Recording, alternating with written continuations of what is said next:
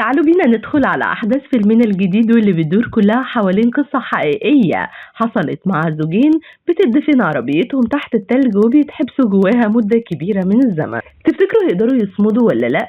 وإزاي ممكن يخرجوا؟ وهل هيتم علاجه ولا لأ؟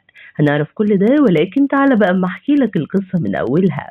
ولكن قبل ما نبتدي حبيت أفكرك بسرعة تنزل تشترك في القناة وتفعل زر الجرس عشان تكون أول واحد يوصله إشعار نزول أفلامنا ومسلسلاتنا الجديدة اللي بتنزل هنا على القناة. وبينا يلا ندخل على قصتنا النهاردة، واللي بتبتدي القصة مع نومي اللي بتكون حامل في الشهر الثامن، وهي بتصحى من النوم داخل عربيتها، ولما بتحاول تفتح الباب مش بيتفتح معاها، وده بسبب كمية التلج اللي عليه من بره. فبسرعة بتصحي مات زوجها وبتقوله ايه اللي بيحصل، ولما بيحاول يشغل مات العربية مش بتشتغل، وده بسبب كمية التلج اللي بتكون كتيرة جدا على المحرك بتاع العربية. ولما بيروح مات عشان يفتح الباب الخلفي للعربية مش بيتفتح هو كمان. فبتبتدي نومي تجيلها نوبة عصبية وزعيق لمات وتلومه لأنها قالت له إنهم يفضلوا ماشيين لحد ما يلاقوا مكان على الطريق يرتاحوا فيه، أحسن ما يركنوا في أي حتة على الطريق واللي بيبقى تلج مغطيه ويناموا جوه العربية. ولكنه مسمعش كلامها. بيحاول مات يهديها وبيقولها إنه كان خطر يمشوا بالليل وسط عاصفة ثلجية، ولما بتهدى بتحاول إنها تطلب بالتليفون بتاعها المساعدين من أي حد، ولكن طبعا ما بيكونش فيه أي شبكة تحت التلج. وبنشوف مات وهو بيطلع الخريطة اللي معاه وبيحاول انه يخمن المكان اللي هم فيه بالظبط، وبيطمن نومي وبيقولها انه اكيد في عربيات هتعدي من هنا وساعتها هيقدروا يطلبوا المساعدة منهم. وبيفتكر مات انه معاه في العربية شنطة فيها شوية ادوات، فبيطلع مات الشنطة وبيلاقي فيها شمعة فبيولعها عشان تنور لهم وكمان عشان يتدفوا بيها. وفي العربية بنشوف العاصفة وهي عمالة بتزيد والأمور عمالة تتعقد، وبيبقى نومي ومات بيقضوا وقتهم جوه العربية وهم بياكلوا من الأكل اللي معاهم، وبتتوقع نومي إن الأكل ده هيكفيهم لحد 12 يوم، وبيبقوا مش متخيلين إنهم ممكن يقعدوا الوقت ده كله محبوسين جوه العربية. بتقترح نومي على مات إنه يكسر الإزاز ويحاول يعمل طريق للخروج من العربية، فبيقول لها مات إن درجة الحرارة بره صعبة جدا، وإنه بمجرد ما هيكسر الإزاز التلج هيدخل جوه العربية ومش هيعرفوا يوصلوا لطريق الخروج برضو، وإن الأحسن إنهم يستنوا على الوضع اللي هم فيه لحد ما تيجي حاجة تساعدهم. بيعدي 4 أيام وهم في نفس الحال، وبنشوف العاصفة خارج العربية وهي عمالة تشتد أكتر، وبيبقى بدأ التعب يظهر على مات ونومي. وبنشوف مات وهو بيحاول يوفر الأكل والمية اللي معاهم عشان زوجته الحامل، وبينام مات وفي أثناء ما هو بيتقلب وهو نايم بيوقع إزازة المية الوحيدة اللي بتكون معاهم، وبيتضايق مات وبيتعصب على نومي لأن هي اللي نسيت تقفل الإزازة كويس. وفجأة بيسمعوا صوت خطوات رجلين ماشية فوق العربية، بيحاولوا إنهم يلفتوا انتباه صاحب الخطوات بإنهم يخبطوا ويزعقوا على أمل إن حد يسمعهم وينقذهم، لكن بتكون محاولاتهم من غير أي فايدة. بتحس نومي باليأس أكتر. بيحاول مات إنه يهديها وبيقول لها إنهم هيخرجوا من هنا وإن كل حاجة هتبقى أحسن. وبيعدي أسبوع عليهم وهم في نفس الوضع، وبيكون مات قاعد بيحاول إنه يعمل أي حاجة يفتح بيها شباك العربية، فبيولع الشمعة وبيمشيها على شباك العربية من جوه عشان يسيح التلج.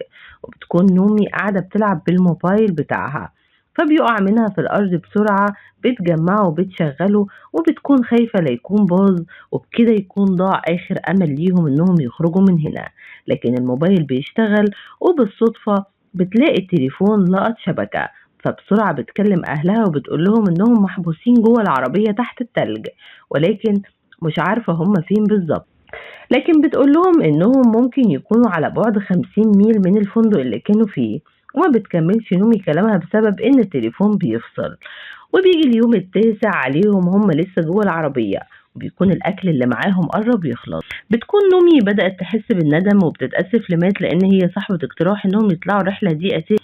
وفي اليوم ال11 بتكون العاصفة هديت وبتكون العربية بدأت تظهر من تحت التلج، ولكن نومي بتكون يأسة تماما لدرجة إنها بتطلب من مات إنهم يكتبوا وصيتهم عشان لو ماتوا هنا ومحدش أنقذهم.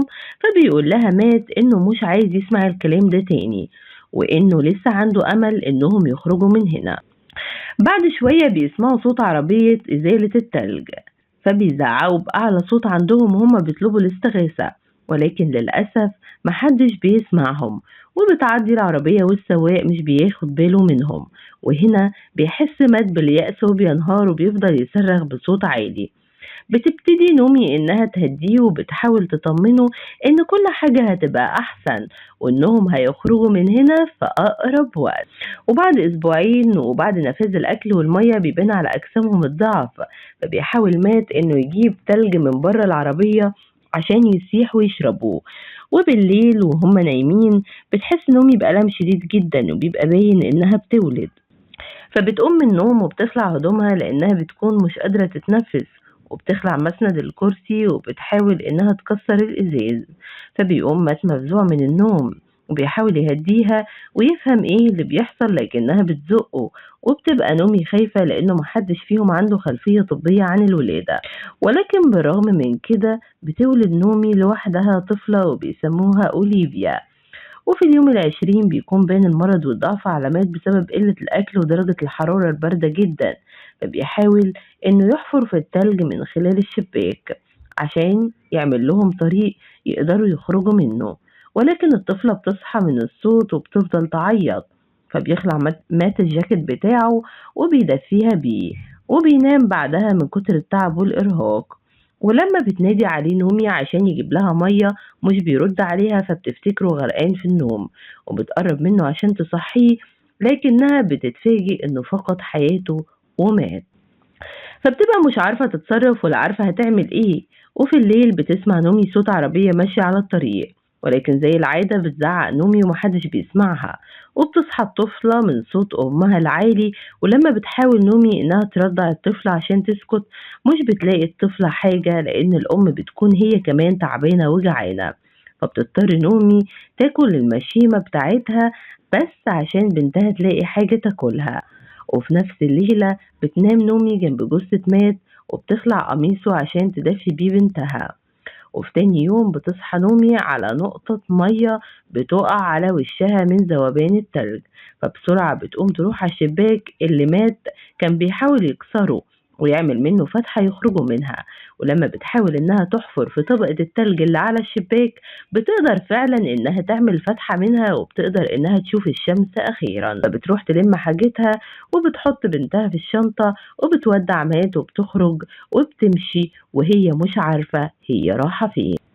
وبعد فترة من المشي بتلاقي نومي يافطة بتدل إن في قرية على بعد مسافة منها، فبتستمر في المشي لحد ما بتوصل القرية. فبتبتسم نومي وبتقدر إنها تطمن أخيرا. وبنعرف إنه بعدين تم نقل نومي وبنتها للمستشفى والاتنين كانوا بصحة كويسة. وهنختم بأحداث قصتنا على كده. لو انت متابع جديد ما تنساش تشترك بسرعة في القناة وتفعل بعدها زر الجرس عشان تقدر تتابع كل أجزاء الأفلام والمسلسلات اللي هتنزل هنا على القناة. سلام.